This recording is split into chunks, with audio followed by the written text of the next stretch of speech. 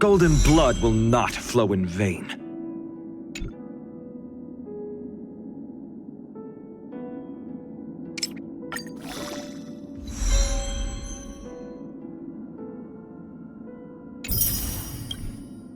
Golden blood will not flow in vain.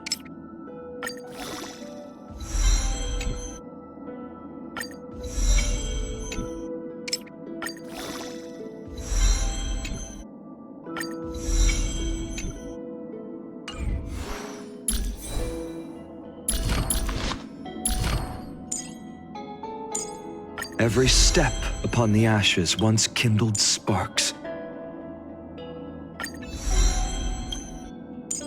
Every step upon the ashes once kindled sparks.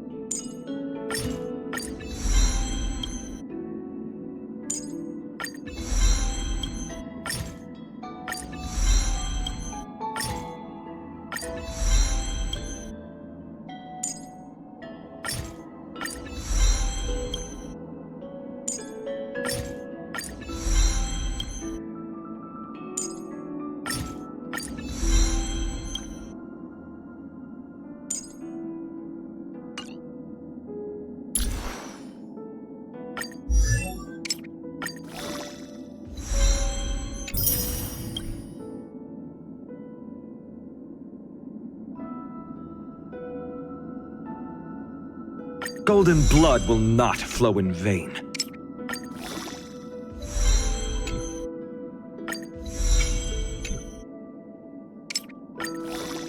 We will eventually become the flames that light up the new world.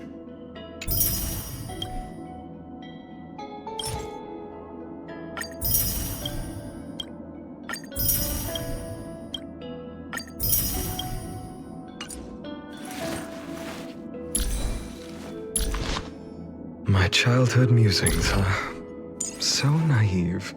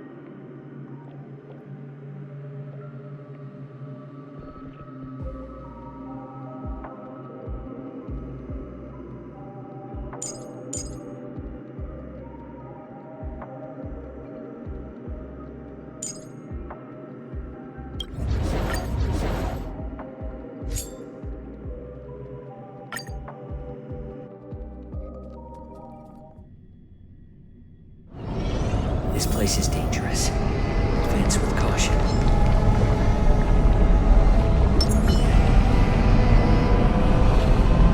Light up the dark.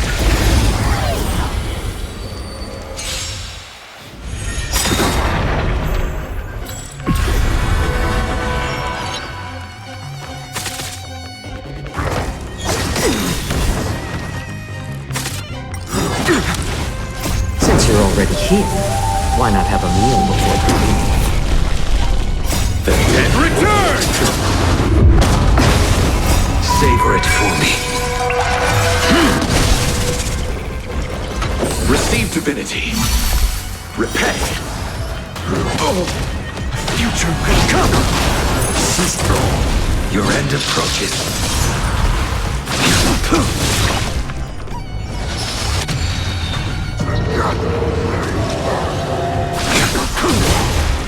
Fail to send you.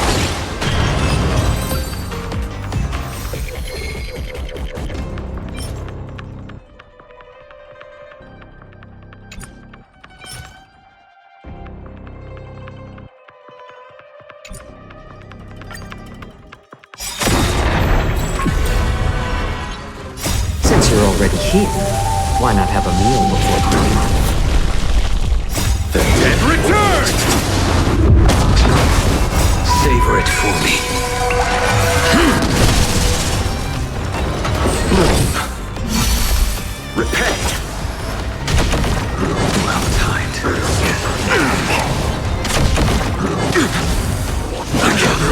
Tomorrow!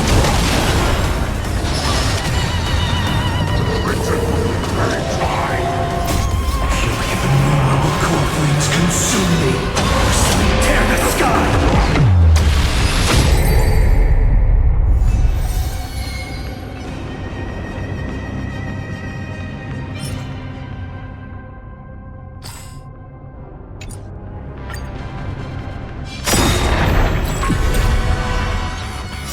Since you're already here, why not have a meal before coming? The dead return!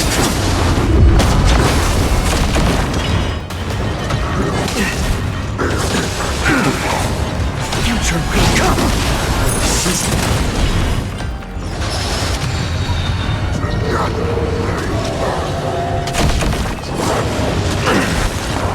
Gentlemen, I underestimated you. Savor it for me.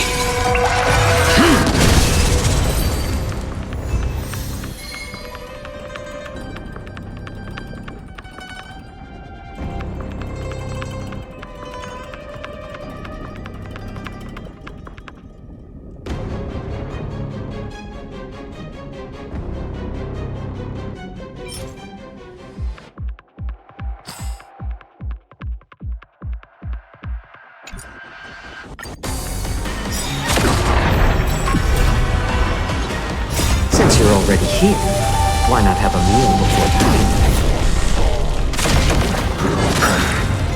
The dead return! It's just a tool tomorrow! Well timed. The fight is set.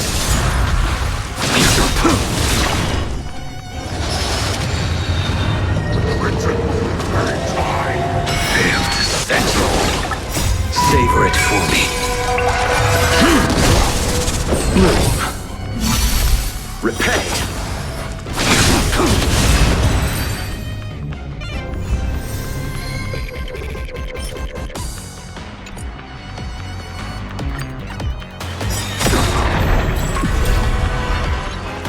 Since you're already here, why not have a meal before coming? The dead return!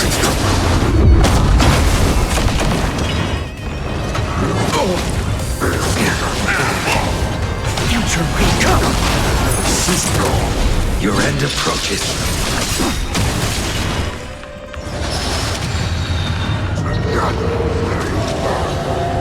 Savor it for me. Receive divinity. Repay. Will return.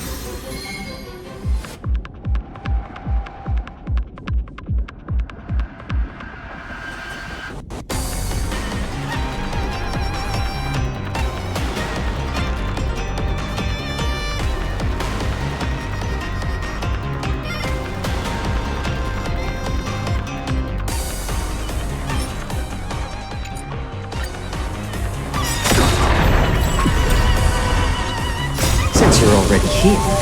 Why not have a meal before dining? The dead return!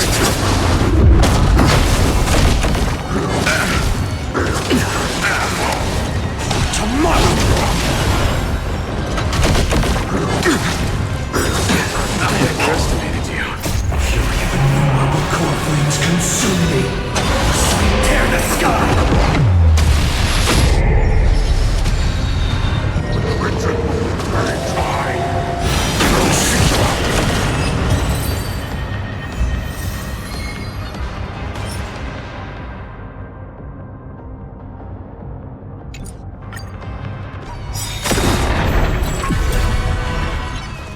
Since you're already here, why not have a meal before dining?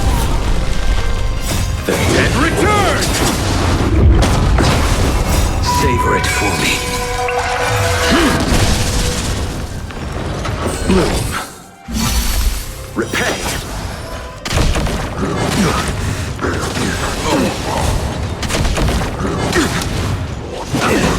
Future will come!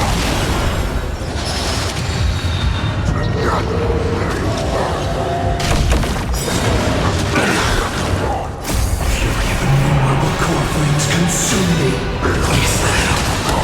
Hail the new dawn!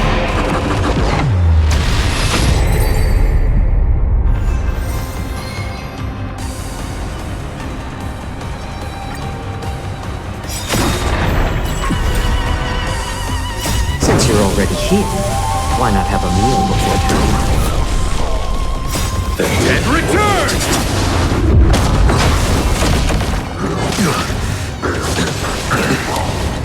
Tomorrow!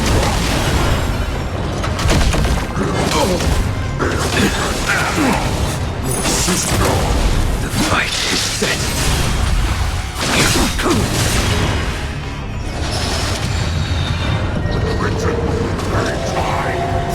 Savor it for me. Receive divinity. Repay. Fail to stand.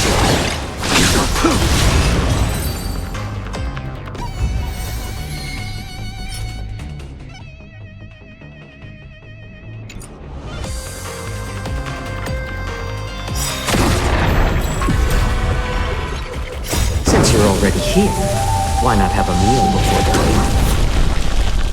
The dead return! Savor it for me. Bloom. Repay. Future will come! Your end approaches.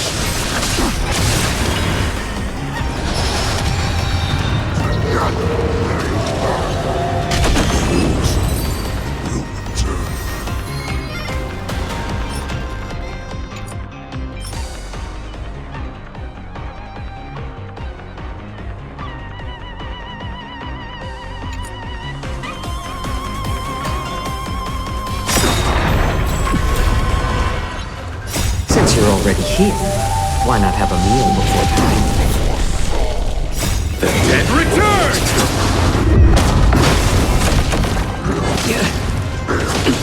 It's just a Twinkie. Tomorrow!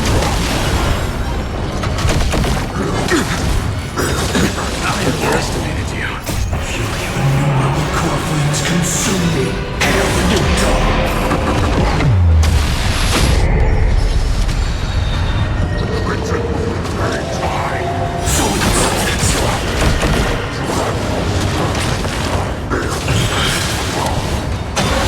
Tear the sky!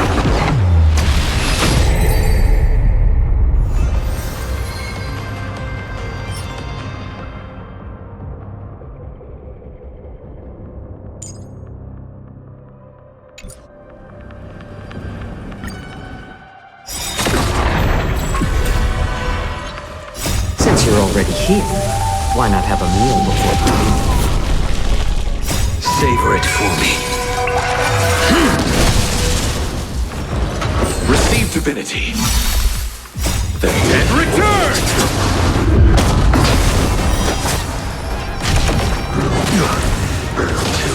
It's just a Twinkie.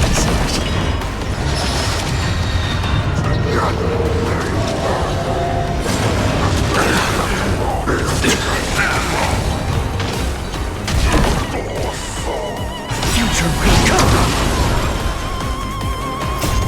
Innumerable core flames consume me! Hail the new dawn!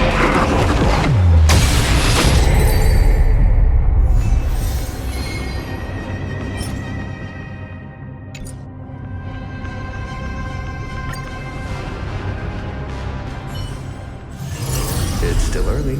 Where to now?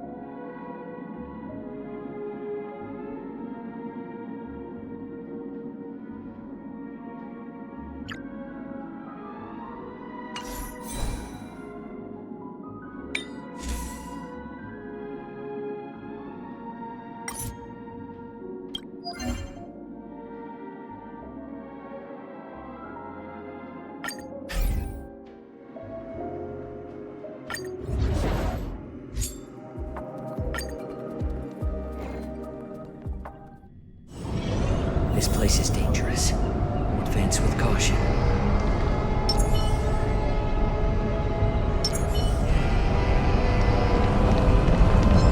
Light up the dawn!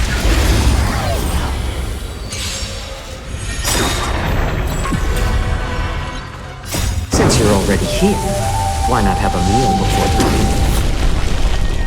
The dead return! I underestimated you. Savor it for me. Bloom. Repay.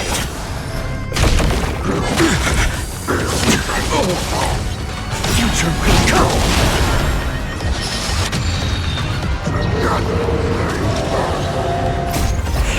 Innumerable core flames consume me! Tear the sky!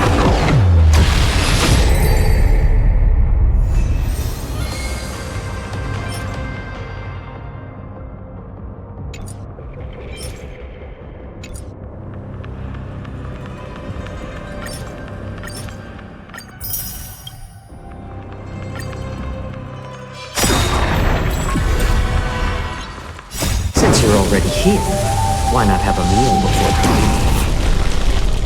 The dead return! It's just a twin.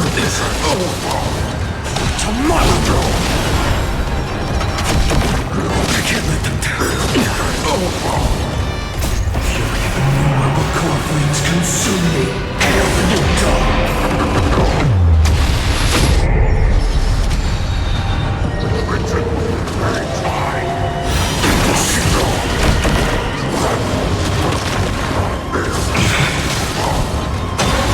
Tear the sky!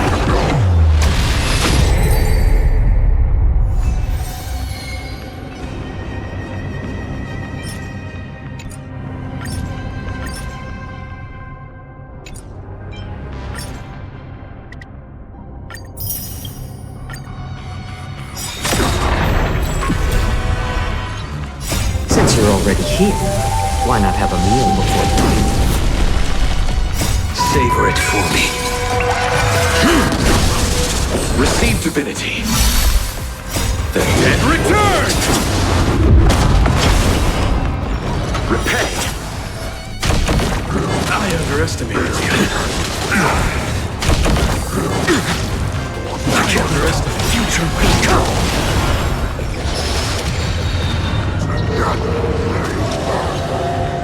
Fury of innumerable core flames consume me. Hail the new dawn!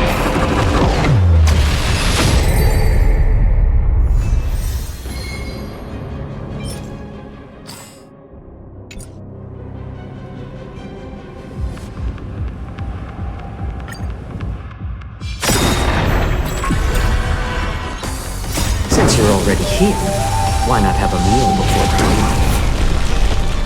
the dead return!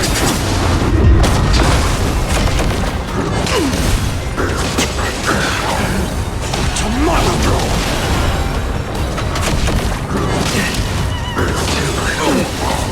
What do you wish? The fight is set.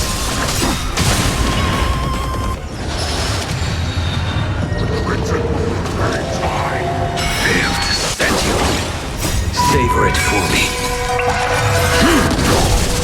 Bloom. Repay. Will return.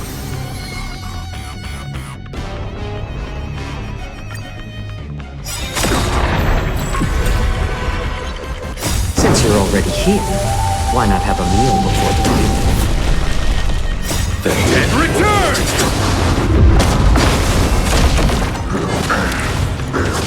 I underestimated you. Future will tomorrow! It's just a tweenless. Innumerable core flames consume me. Tear the sky!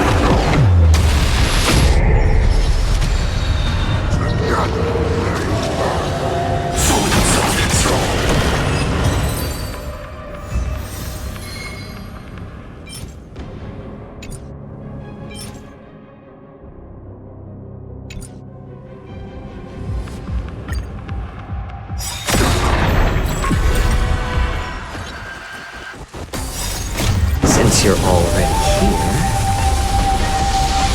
why not have a meal?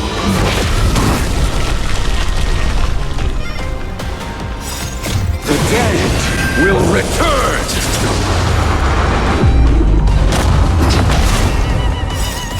Savor it in my place.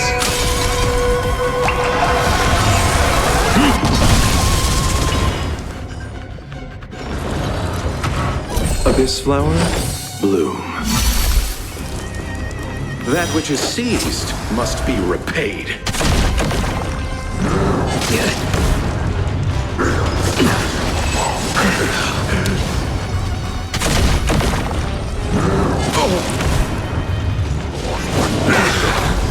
For the next tomorrow!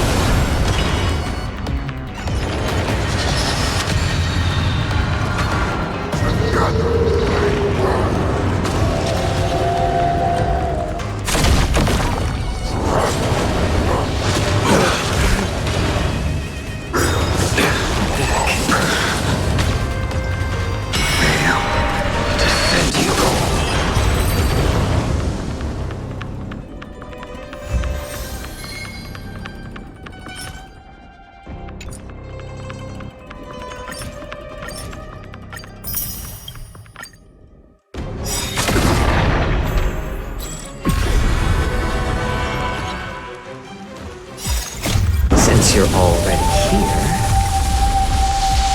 why not have a meal? The dead return! Savor it for me. Receive divinity. Repay. Just a tiny Future recall.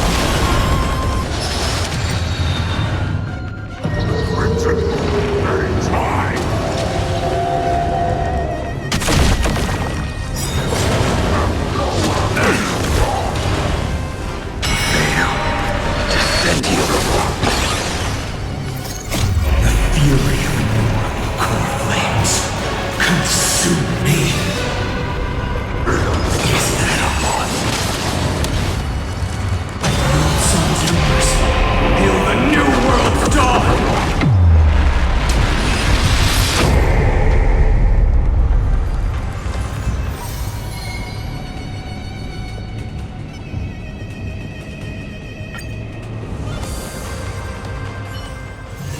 It's still early. Where to now?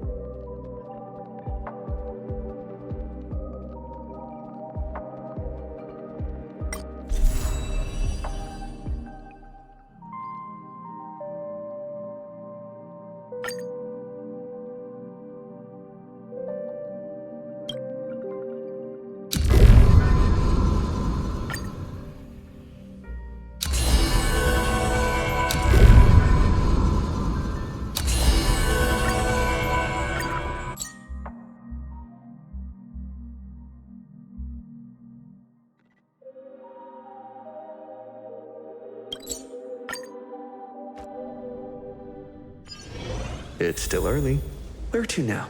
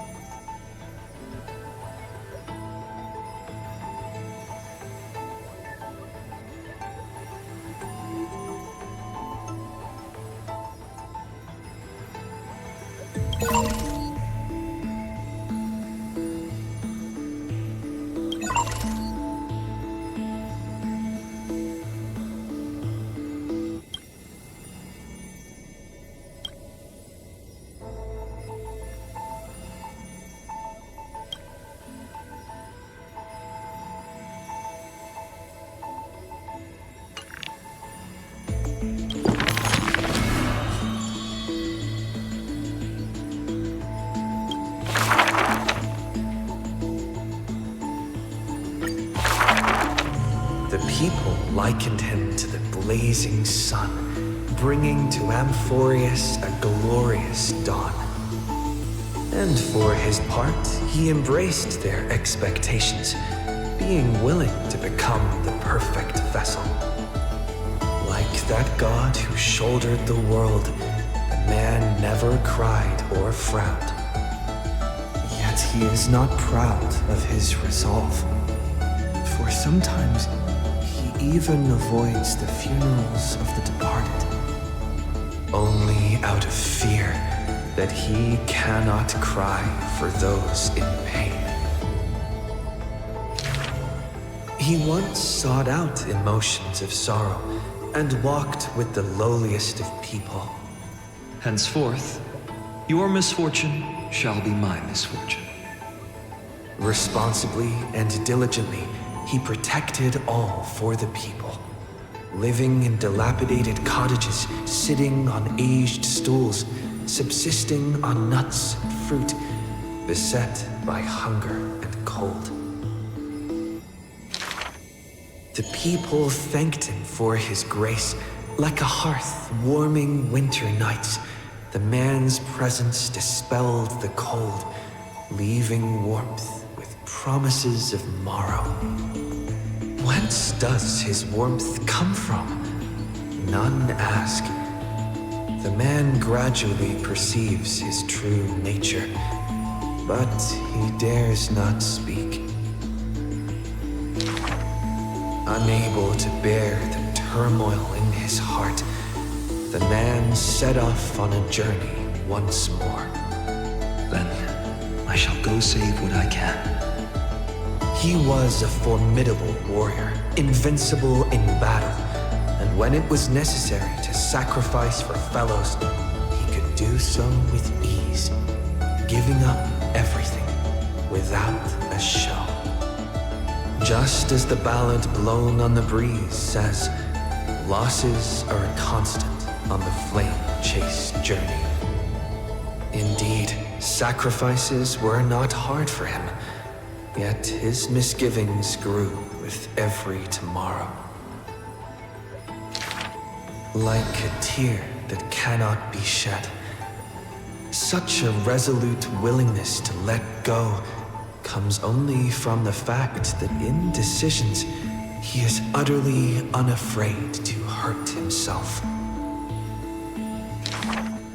It is because you suffer that you are so much stronger than any ordinary person. There were also those who could understand him, among them the Crown Prince. But he smiled wryly in response. Perhaps everything was just human nature, yet his misgivings never dissipated. This unknown man in an unknown corner, from time to time, is swallowed by terror. Could it be that, unknowingly, path I walk is by no means the correct one? Fearing only that the greater the burden, the more the mistakes.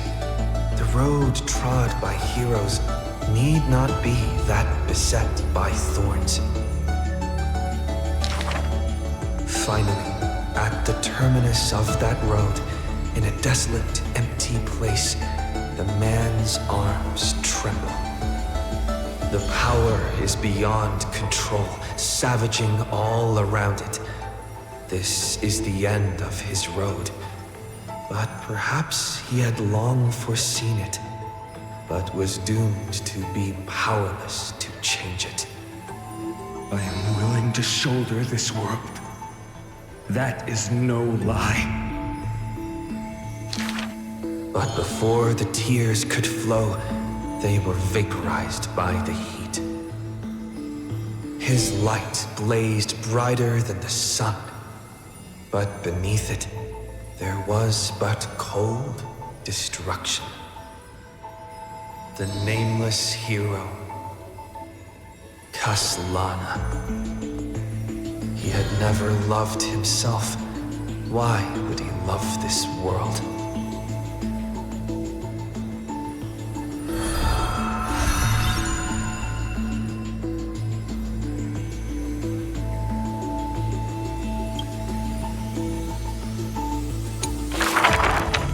A gust of wind will one day sweep past, wiping away all of the man's tracks. Nearly every footprint was stamped full of the fury that filled him. That humble youth faded away with the flames into yesterday. The first ray of light to pierce the long night was brought by the burning man, but the body that bore the weight of the world was forged by the fires of wrath. Rage is a crafty emotion. It changes its face, concealing itself within the man's life. His friend fought blood-soaked battles so their people would need fight no longer.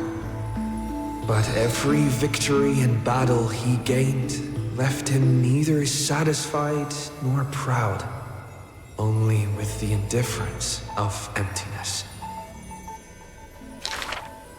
You must be careful.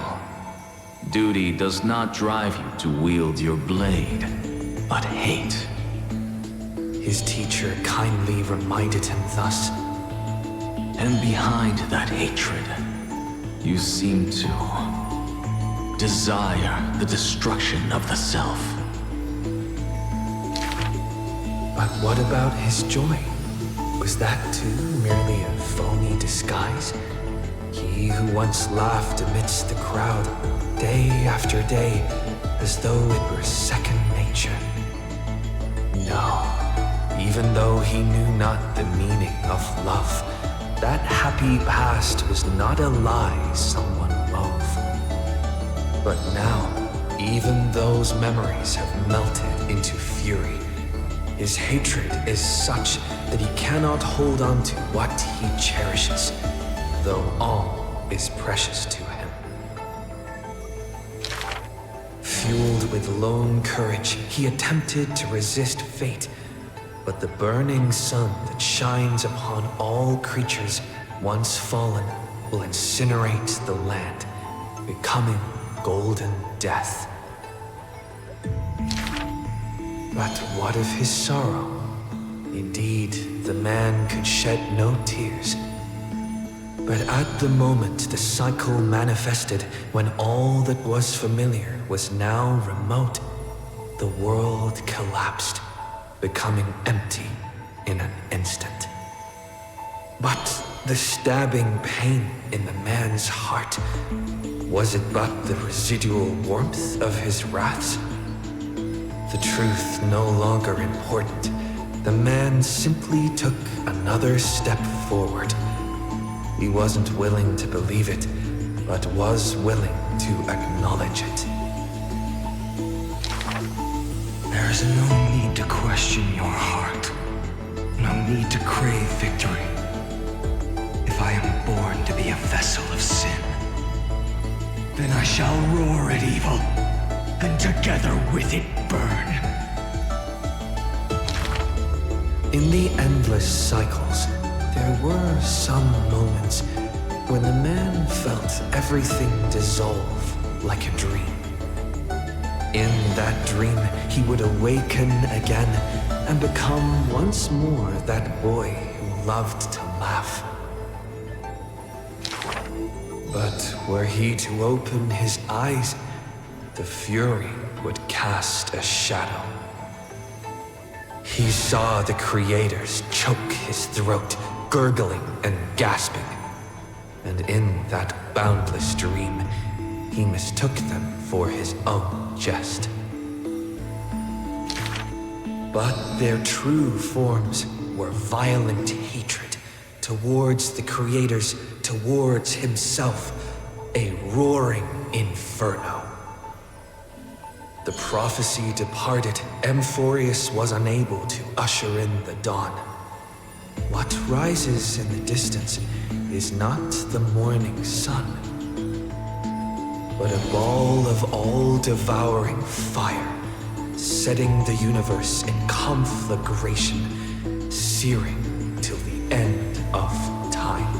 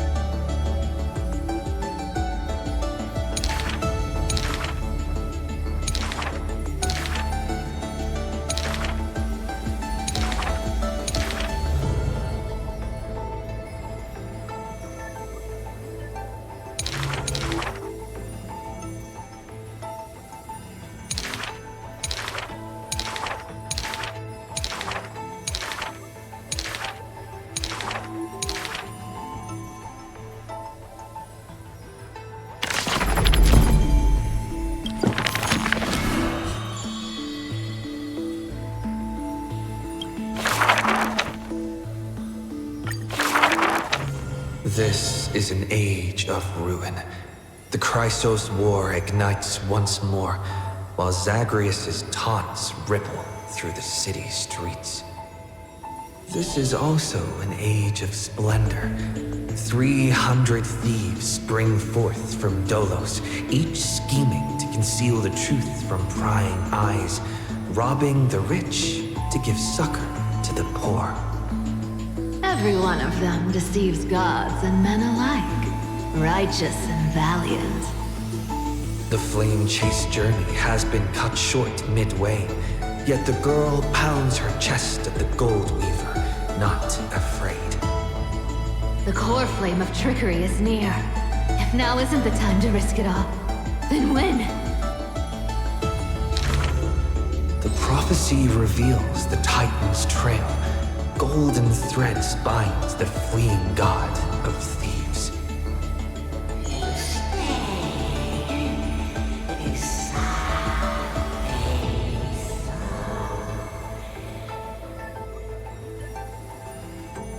The young girl flashed a grin and walked towards the god who was pretending to smile. I once vowed to the god of thieves that I would force trickery to reap what they have sown. The Titan whispered from the vortex, the god of trickery's earnest plea. They made a promise to the girl who entered the trial, that the whole world would be bathed in light, no more lies and deceit.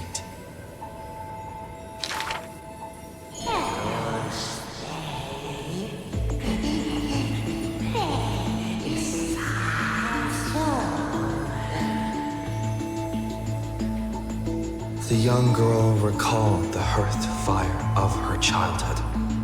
Sephiroth, only honesty is well liked.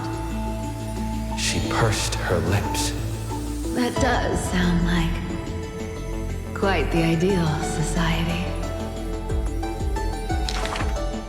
Of course I didn't accept. How boring would a world without deception be? The young girl demonstrated her newly acquired divine power, molding lies into reality. The defeated Titan is now not but a wandering soul. But somewhere far away, a purple spirit thief opened bleary eyes.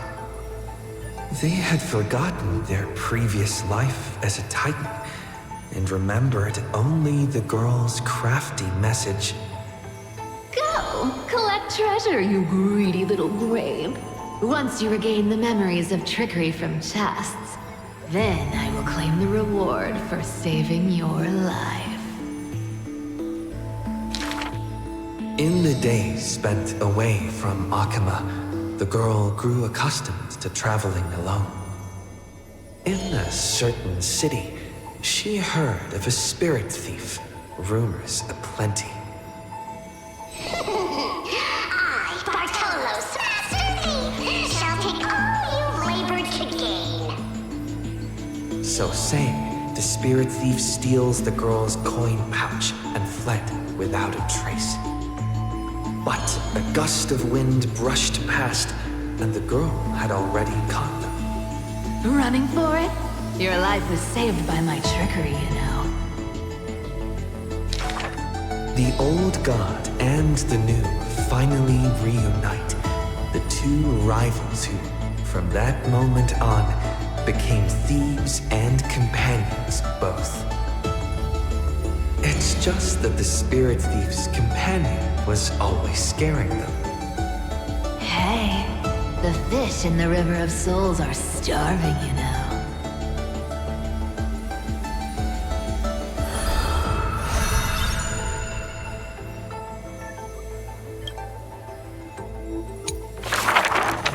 A thief reveals a few lies. The first lie is called... Fellow thieves, come on and deceive gods with me. The world has already forgotten that feast. Lies unnumbered that drowned the Day of Souls. Schemes uncounted. burning for a night of revelry. 300 thieves shackled in imprisonment in exchange for a Titan's resigned confinement. To have managed to trick the Grand Master of all tricks. I can die happy now. This was Dolos's great achievement, the deception of the gods, where even Zagreus was fooled. The second lie is called...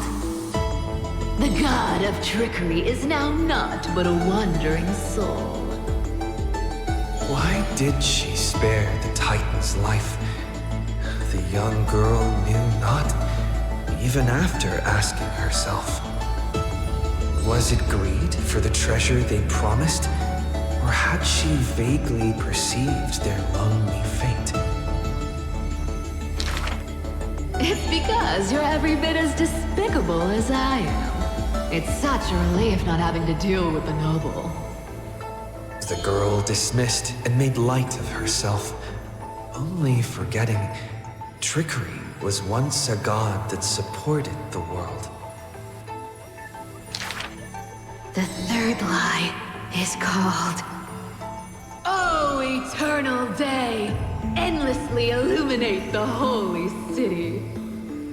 At dawn cloud, the chaplain's secrets foretold the coming of that endless night. But if my lies are more... sophisticated... Can the dawn last forever? No end in sight? Bearing the fate of the thief star, the girl was long used to walking in shadow. But as she gazed towards the holy city's dawn, her duty became fixed in her heart, stalwart in might.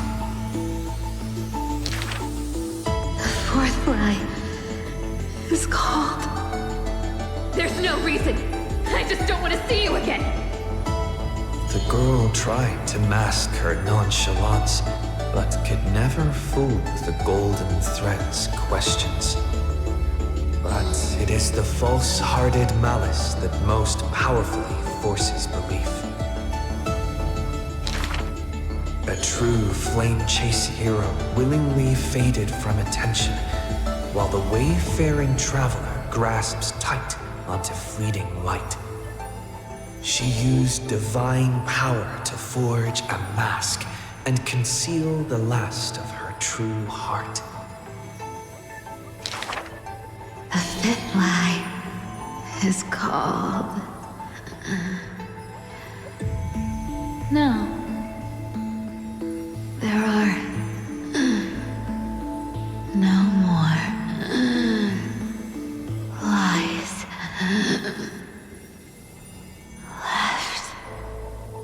The whimsical coin fell to the ground, telling the tale of fate fulfilled. Travels unwitnessed, ruses unknown, to whom may these now be told? Lies are always but lies. But you can make them more beautiful than the truth. Under the somber sky, golden blood soaked the thief's cloak. Like a golden thread tailored just for her, an exquisite robe that she never stole.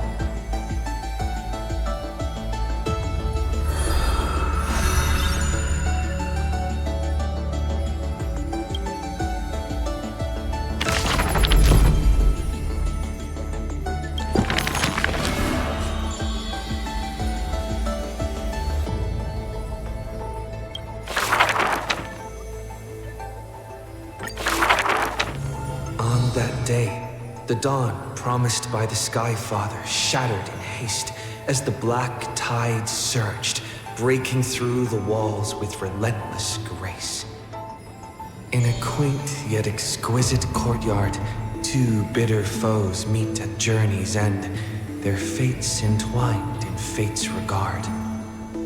With no escape, no road behind, they trade a weary smile in kind. Together they gaze at the heavens of fire. If I can ever see the faint light again and stay alive. Then, Outlander Nemesis, you I will forgive. Not long ago, as the romantic demigod closed her eyes, the girl bottled her tears in sorrow and once more opened the dim-lit garden wide. Two figures step into the courtyard's gate. A general of criminals, her body torn, by vengeance bound, by fury swayed. A noble of the holy city, once wrapped in gold, now haunted by a fate betrayed. A simple injury, or so the girl believed, yet the two women met with scorn, their words like blades. Because their children fled in love's embrace, while bloodied pasts left scars in place. A feud unbroken by countless years, a chasm carved by blood and spears. This was a sickness beyond the girl's touch. Just do your duty as a healer, girl. Family feuds are like sunlight and storm clouds. They cannot mend. At last, the girl saw it clear. The courtyard's birth, in days of yore, was born to mend the rift of dusk and dawn. Then I will make every effort to have you cast aside your difference in this faint light. Before long, the general's wounds were healed, and the noble's worries gently repealed. Yet when their gazes met once more, the loathing within remained unswayed. The girl then spoke the tale of her skykin, of a grandmother's sacrifice, a father's flight from within, of ancestors who descended, leaving their feud behind. Their hands in hers, she held them tight, yet flames of hatred burned too bright. She did not waver or despair. She just smiled and gazed upon the sky. I will use my own fate to prove to you. The courtyard, once bright, lay steeped in night. Hanging blossoms and wind chimes all swallowed by the black tide. The general raised her spear for the noble's sake, while the noble whispered prayers for the general, gentle as a lake. If I can ever see the faint light again and stay alive. Then, Outlander Nemesis, you I will forgive. The death they awaited never came. Instead, a cascade of colors fell from the heavens, simply there, protecting them both. The sky still burned, dark and low, yet her words lingered, a gentle ember refusing to fade. I will use my own fate to prove to you. Day and night can be mended, and so can hatred be undone.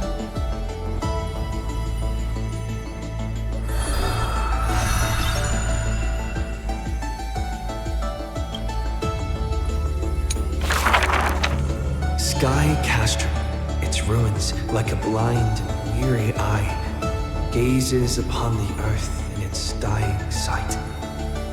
Alone, the girl remained upon the battlefield. No time to shy from the searing gold, no will to wear her usual smile. She fought her way to destiny's edge. Of the crumbled mural, but one piece endured. A corner betraying the day-thunder night, dazzling in blaze. She placed her hand upon the mural, pain seared through skin and bone as the picture claimed her within its lines. Nothing is mightier than the sky. It holds countless wonders within its clouds, and each opening and closing of the eyes brings dawn and dusk.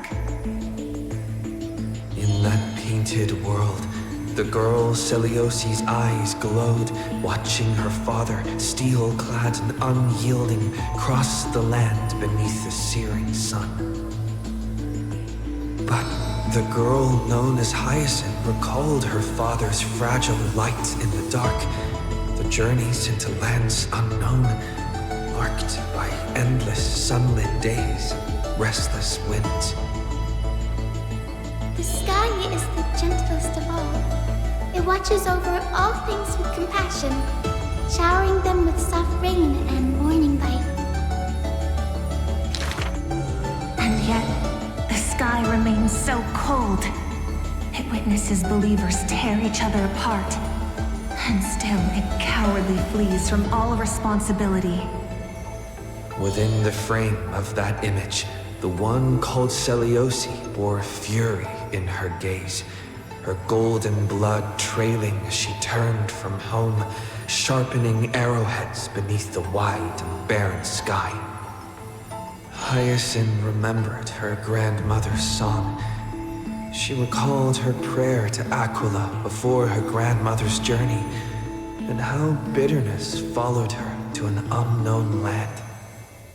But the sky is so lonely too. Forever distant from the world beneath, it watches every sorrow, unable to intervene. No. The sky must be merciless. It must scorch the wicked, temper the fragile, and pass divine judgment upon all human wickedness. Within the mural, the girl named Celiosi became the divine eye, gazing down without mercy, a titan passing judgment upon her own kind. But in memories deep, Hyacinth heard their call, the golden threads that shielded all, the burning sun, vast and unyielding, carrying the weight of all the world had known. No, the sky must not forsake kindness. Through its boundless embrace, it carries the core flame of hope for humanity. The sky, it's so dark, so cold. In the depths of memory, the girl named Celiosi pulls her knees to her chest and trembles.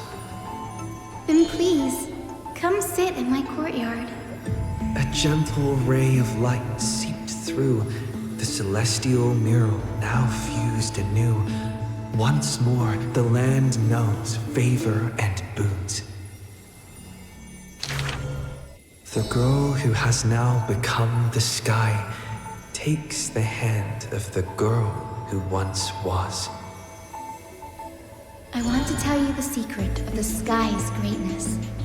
Whenever the anguished earth looks to it, it always offers a smile in return.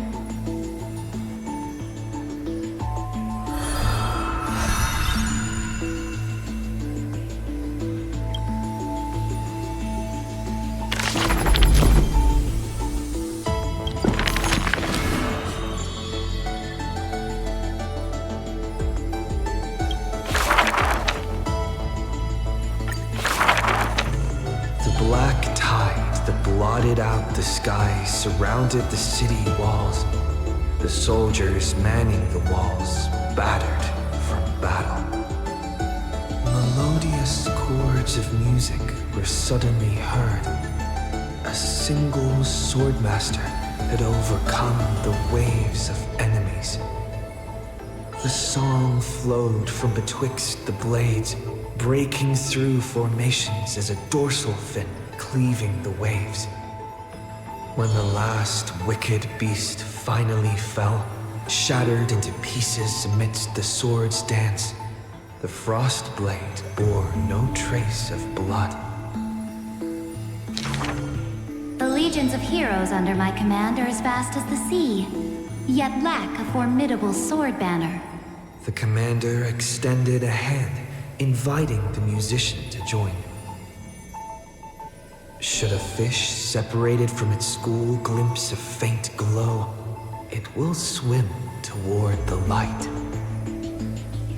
The swordmaster clasped the commander's hand, as though gently grasping the hilt of a keen blade. When the spray of her waves extinguished the fires of war from the holy city, a golden name was engraved upon the stone pillars. The former commander burned the crown to become king. High Sealands, brave in battle, triumphant in command, I grant you the title Dux Gladiorum. Let us all forge ahead together. During the banquet after the battle, the weaver tailored for her a splendid dress, and the commander poured her honey brew. Her golden-blooded comrades gathered about her, chanting her new name, urging her to play that splendid music. The candlelight danced and mingled with flowing drink, swords and song ringing out in unison. Yet none knew that was once a lonely melody from the deep sea. The music of revelry continued for a long time, until the whispers of conspiracies were buried in the songs, until the roars of lethal struggle shattered the music. Legend holds that they who bear the weight of a pillar shall one day return to where it stands. Those who tug at the earth shall end amongst the mountains. Those who sow dawn and dusk shall remain eternal in the sky. And she would once again return to the pitch-black sea. And she would once again sing her music alone. The bountiful ocean, with the banquets of bygone days, stir as futile bubbles at the bottom of a glass.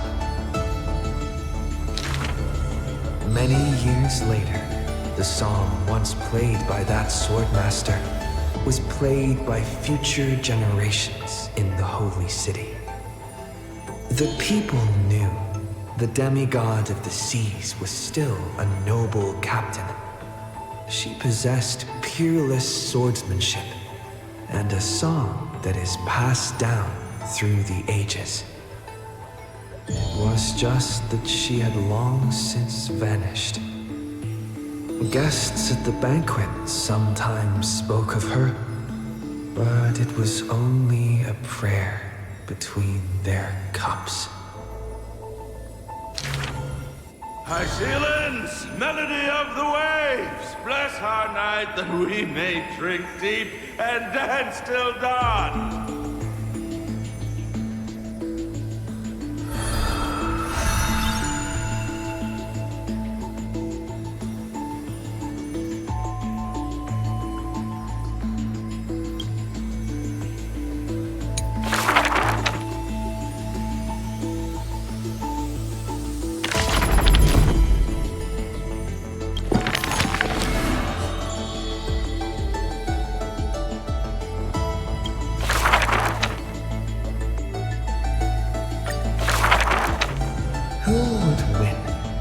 Young girl emerging from her sheath and showing her edge, or a tyrant who has emerged victorious from 100 battles.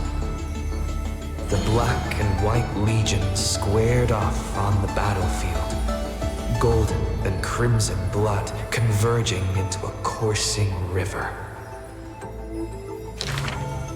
The leader herself actually dares to step forth and face peril? The tyrant charged toward the exposed gap in the king's flank, and instantly fell into a trap of raging flames and iron rain. On the board, the king too is but a chess piece. If the king does not lead, how would any dare to follow? She lifted the king of the crystal pieces high, as though proclaiming the ascension of a new king. Who would win? The holy city that has stood for 1,000 years, or the foreign city-states invading from 1,000 miles away? Hollow hatred ignited the flames of war. The besieged walls of dawn tottered. Only a miracle can save us now. The cowardly elders barred themselves behind closed doors, while the trembling citizenry knelt and prayed.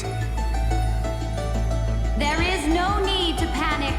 The miracle is already here.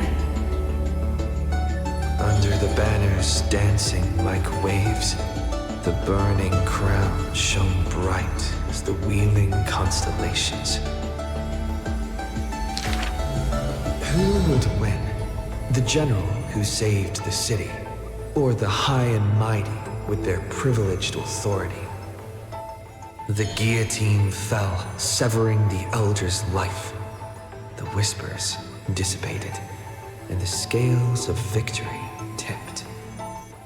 From this day forth, I shall bring justice to the holy city. The people cried out her name and knelt in reverence, but were stopped by the sound of the scepter of authority striking the ground. Do not lower your heads beneath my crown. This was the first and also the only Imperator. Who would win? The heroes bursting with ambition, or the omnipotent gods? The Imperator issued the decree! The start of the flame chase journey is at hand! Perhaps drawn by the grand design to welcome the Era Nova, or perhaps convinced by that king's great renown. Righteous warriors from across the land gathered before the Imperator's throne. On the day the journey began, the sky was an expanse of fluttering banners. The people gazed upon the overwhelming military alliance, a golden city reflected in their eyes. As for the end of that chess game, the scholars debate endlessly, but such discussions always end with a sigh. The invincible Imperator faded at the pinnacle of power, the crown's flames extinguished in the lake. The banner once revered by the people, along with the broken spears of the heroes, now a tomb. The people said, "Even the sovereign that conquers all before her is no match for fate." Yet she said, In a war with fate, has there ever been any justice?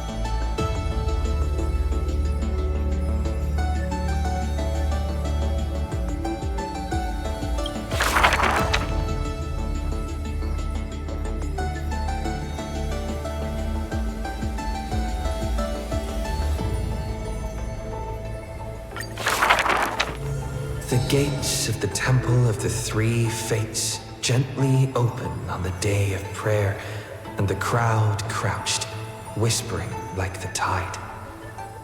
The priests of Janus listened to the prophecies. The unwavering axis of the scales of Talantin maintains balance, and only Ornyx, remains silent.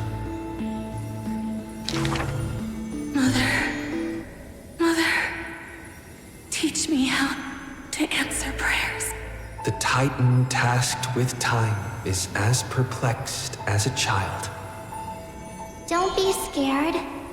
Please don't be afraid. A familiar voice rings out. Listen carefully. The future they want is in the past. Like the first light of the morning star. Really? In the past? The child sank into a peaceful slumber of recollection, whispering revelations in their sleep.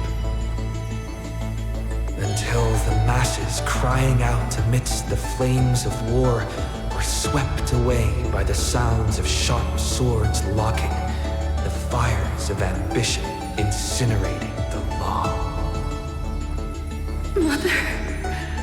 Mother, usurper, assassinate the divine body. Memories are tightly entangled by nightmares with nowhere to run. Don't be scared. Please don't be afraid. An unfamiliar voice rings out. Go to sleep. The ending they want is yet to be born. Like the warm glow of the setting sun. Really? Not here yet? The child continues to sleep, waiting for the next waking dream. And when they opened their eyes, 2 of the 3 fates who once received offerings had already faded from the pages of history. Mother,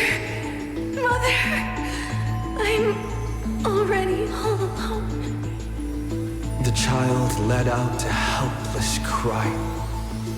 Don't be scared. Please don't be afraid. A familiar voice rings out in the mirror. Just wait. The stars that illuminate the night will visit in the end. Like gentle moonlight. The gates of the Temple of the 3 Fates now closed tight. People no longer pray to a Titan who cannot touch the world. Within the inescapable dreamscape, the flower stems nourished by the black tide serve as a swaddling embrace, drowning the young child's soul. Mother, help me leave this place. But this time, they didn't receive a response. Only long years of yearning and pain. Like the silence of the Evernight. Days and nights passed, the years turned. Dust covers the glory of the past. The priests have forgotten this Titan.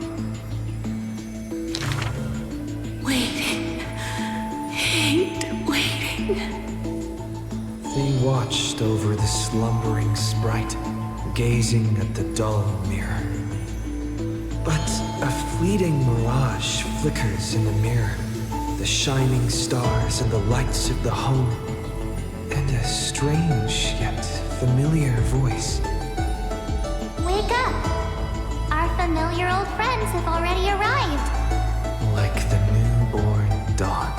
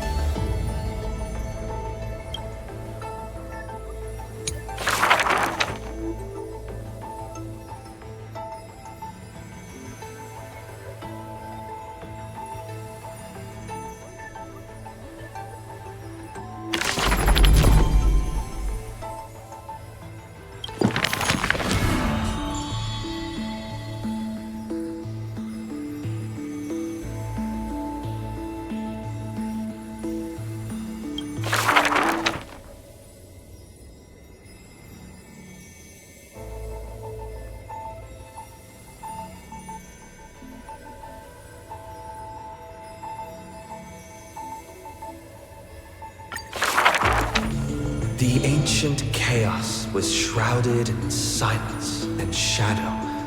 The giant dragon's offspring was born from the earth. Sweet dreams had smothered the giant dragon's eyes and ears, and as they slept, the 100 eyes of Aquila had already opened, and Fagusa had begun to stir the playful waves. Yet Georios remained weighty and silent.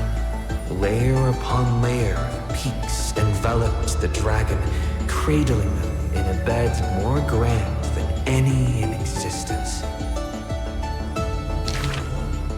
The giant dragons spent their childhood in darkness. From the moment their bleary eyes blinked open from haze of slumber, they hungered to feast on crude iron and drink deep of molten lava. Until one day they raised their head and with a low, guttural voice pleaded to glimpse light. The Titan lifted them up by their ribs, slowly raising them. The dragon's spine sliced through the strata of rock, cutting open the soil. When they reached the surface, they summoned mist woven of the fire of the stars. As though seeing themselves clearly and in full through the eyes of a giant bird. The giant dragon walked the earth alone. The Titan knew they were lonely and terrified too, and so sculpted new beasts from flesh and bone.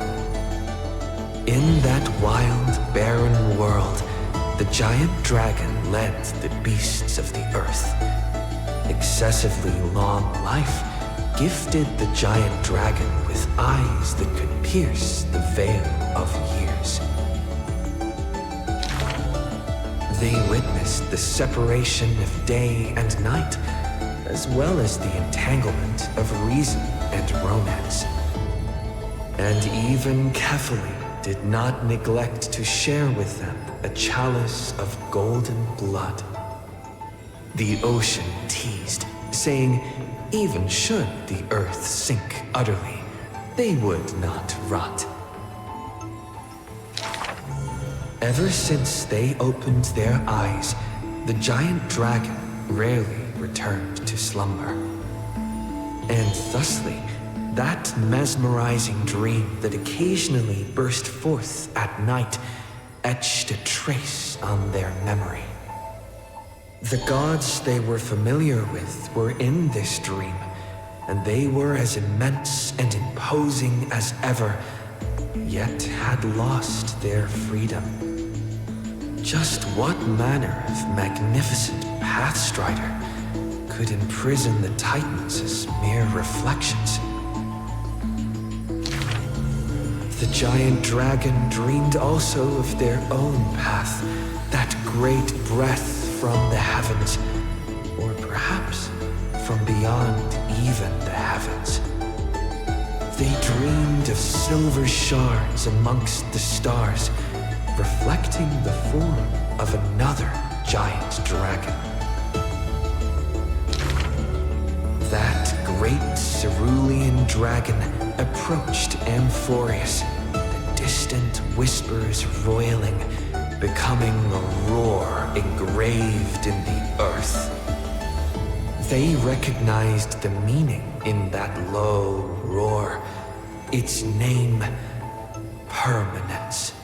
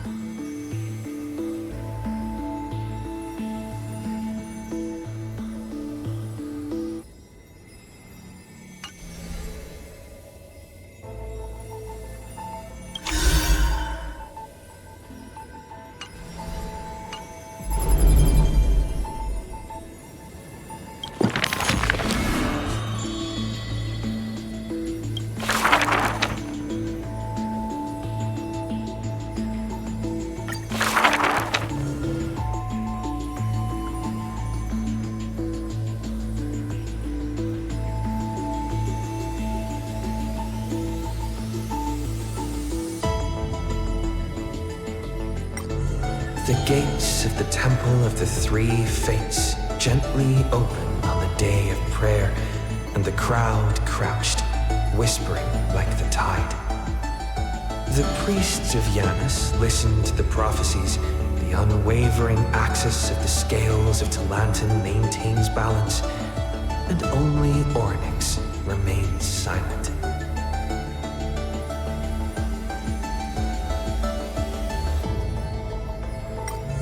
The gates of the Temple of the Three Fates.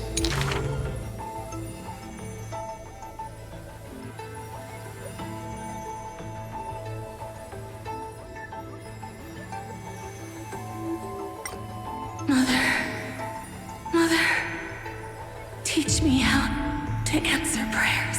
The Titan tasked with time is as perplexed as a child. Don't be scared. Please don't be afraid. A familiar voice rings out. Listen carefully. The future they want is in the past. Like the first light of the morning star,